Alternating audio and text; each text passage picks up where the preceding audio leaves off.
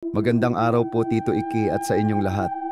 Ako nga po pala si Badeth, taga Samar, at ngayong gabi, may ibabahagi akong kwento na hanggang ngayon ay kinikilabutan pa rin ako sa tuwing maaalala ko.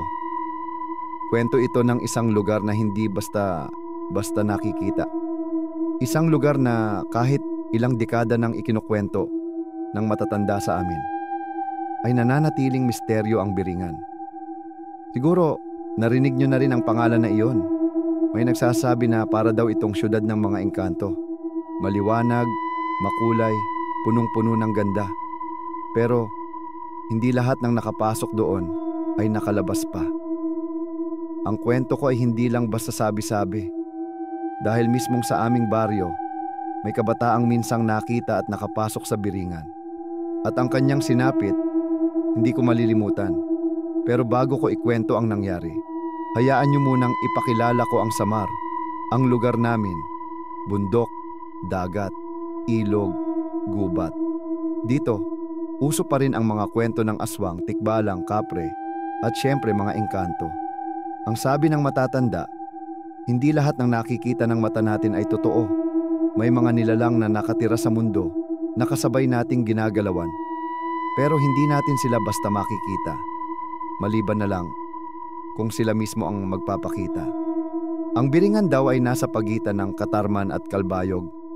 Sabi nila, may daan papunta doon pero hindi nakikita ng normal na tao. Tanging mga pinili lang o yung mga napiling biktima ang nakakapasok. At ito na nga, ikukwento ko ang nangyari kay Renato, isang kabataang kapitbahay namin. Mahirap lang sila pero mabait at masipag. Madalas siyang naglalakad papuntang bayan para magbenta ng gulay. Isang araw, hindi na siya nakauwi. Kinagabihan noon, hinanap siya ng mga magulang niya. Wala raw siya sa tindahan, wala rin sa baryo. Hanggang sa may nakakita raw na huli siyang namataan. Naglalakad mag-isa sa kakahuyan papuntang ilog. Ang sabi ng nakakita, parang may kausap daw siya, pero wala namang tao. Doon na nagsimulang kumalat ang usap-usapan. Baka raw naakit si Renato ng mga taga-Biringan. Kasi daw, ang mga engkanto marunong magpakita bilang kaibigan o kung minsan, bilang magandang babae. At kapag sumama ka, hindi ka na makakabalik. 7 araw siyang nawala. 7 araw ng iyakan at dasal sa baryo. Akala namin patay na siya. Pero sa ika-7 araw, bumalik si Renato. Pero hindi na siya ang dating Renato na kilala namin. Maputla siya, parang laging tulala. Ang sabi niya, nakapasok daw siya sa isang lugar na hindi niya maipaliwanag. Magaganda raw ang mga gusali, parang syudad. May mga ilaw na hindi pa nakikita kahit saan sa buong Samar. Ang mga tao, lahat magaganda't gwapo. At higit sa lahat, binigyan daw siya ng isang supot ng ginto. Ginto raw iyon para matulungan niya ang mga magulang niya. Lahat kami nagtaka. Totoo nga bang nakapunta siya sa Biringan? Totoo ba ang mga engkanto? Pero bago pa man namin masagot ang tanong, may nangyari. Kinagabihan ding iyon, bigla na lang narinig ang sigaw ni Renato mula sa kanilang bahay. Nang puntahan ng mga tao, nakahandusay na siya sa sahig, duguan ang bibig, at nakatingin sa kisame. Wala na siyang buhay. Sabi ng isang albularyo, pinatay daw siya ng tagabantay ng Biringan. Kasi daw, hindi dapat nadadala palabas ang ginto. Ang mga engkanto may mga batas silang mahigpit. At si Renato, nilabag iyon. At mula noon, halos lahat ng bata't matanda dito sa amin, takot na takot kapag naririnig ang salitang Biringan. Sa ikalawang araw ng pagkawala ni Renato, may isang matanda sa baryo na nagsabi, hindi ninyo siya makikita kung kayo mismo ang maghahanap. Kung dinala siya ng taga-Biringan, tanging sila lang ang magbabalik. Kaya wala na kaming nagawa kundi maghintay. Pero, Tito Iki at sa mga nakikinig ngayon, sa mismong oras na yon, hindi namin alam, si Renato pala nasa kabilang mundo na. Sabi ni Renato, hapon daw iyon. Pauwi na siya mula sa bayan. May dala siyang ilang gulay. Nang bigla raw siyang makarinig ng tinig ng babae mula sa kakahuyan. Una, nag-alinlangan siya. Pero habang lumalakad, mas lalo niyang naririnig ang tinig.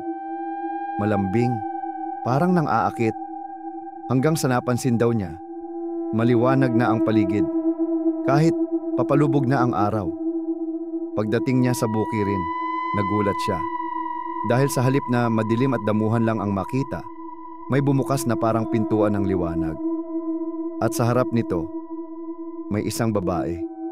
Maputi, mahaba ang buhok, nakasuot ng gintong saya. Ang ganda daw niya. Tito Ikey, mas maganda pa sa kahit sinong babaeng nakita niya sa buong buhay niya. Sinabi ng engkanto kay Renato, "Halika, Renato, huwag kang matakot.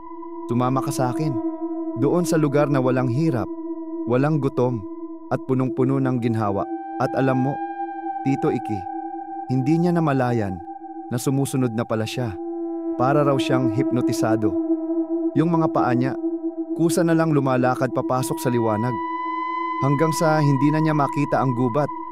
Ang sumunod niyang nakita, isang lungsod. Oo, isang lungsod. Pero hindi ito ordinaryo. Ang mga bahay, hindi gawa sa kahoy o semento, kundi parang kristal at ginto. Ang mga ilaw, hindi gasera o kuryente, kundi parang mga bituin na bumaba mula sa langit. At ang mga tao, Diyos ko, ang gaganda at ang gagwapo. Mapuputi ang kutis, mahahaba ang buhok ng mga babae, at ang mga lalaki naman, matitipuno, matikas. Lahat sila nakatingin kay Renato. Pero hindi masama ang tingin nila. Para bang inaanyayahan siya na manatili. Pinakain daw siya ng masasarap na pagkain. Prutas na hindi pa niya natitikman. Inumin na parang alak pero hindi nakakalasing. At habang kumakain siya, sinabi ng engkantada, "Renato, napili ka. Alam naming naghihirap ang pamilya mo. Kaya handa kaming tumulong. Pero isang bagay lang ang hinihingi namin. Huwag na huwag mong ilalabas ang sekreto ng lugar na ito." Dito na nagsimula ang tukso. Kasi nga, Tito Ikey, nakita ni Renato ang isang sisidlan na puno ng ginto. Maliliit na lantakan, mga alahas, at mga bato na kumikislap.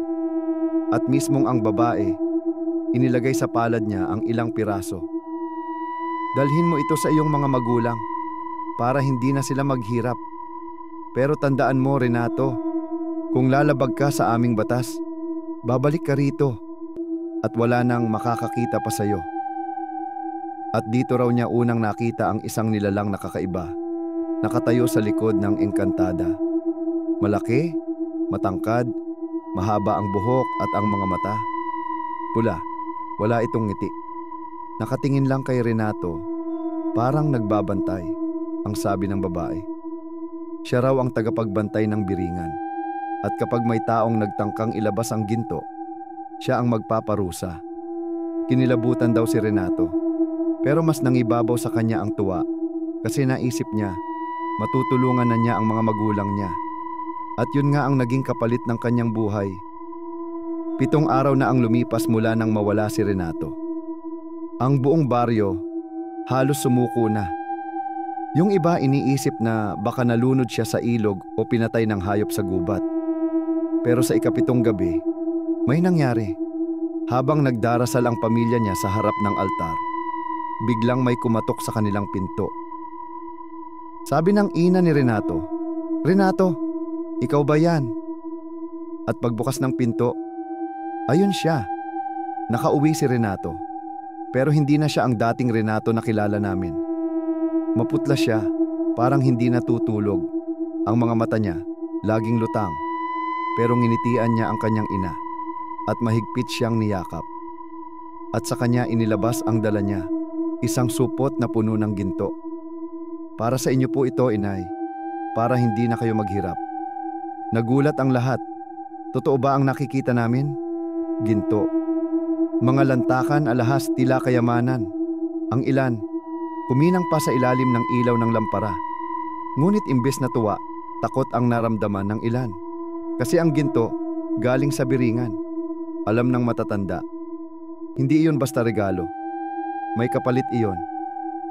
Kinagabihan, habang natutulog si Renato, nakita ng kapatid niya ang kakaiba. Naglalakad daw ito kahit tulog, tila hinahatak ng isang hindi nakikita.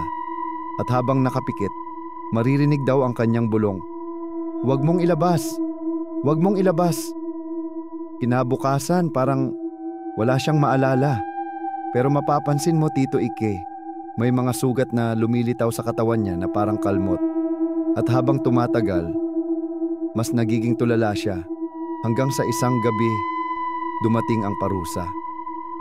Isang anino ang dumating sa bahay nila Renato. Wala itong mukha pero malaki, mahaba ang buhok at ang mga mata pula. Siya ang tagapagbantay ng biringan. At doon na nagsimula ang huling gabi ni Renato. Umiiyak na ang ina ni Renato. "Maawa kayo, anak ko lang siya, wala siyang kasalanan." Pero hindi nakinig ang nilalang. Sa pool ng malamig na hangin si Renato. Ang katawan niya nanigas, ang bibig niya nagdugo. At sa huling pagkakataon bago siya mawala ng buhay, narinig siya ng buong pamilya niya na nagsisigaw, "Ayoko pa! Ayoko pa! Hindi ko na uulitin!" At yun na ang katapusan. Doon na siya binawi. Kinabukasan, nakita siyang nakahandusay sa sahig. Malamig, wala nang hininga. At mula noon, naging kwento na siya ng aming baryo. Isang kwento ng babala na ang mga kayamanang galing sa biringan may kapalit na buhay.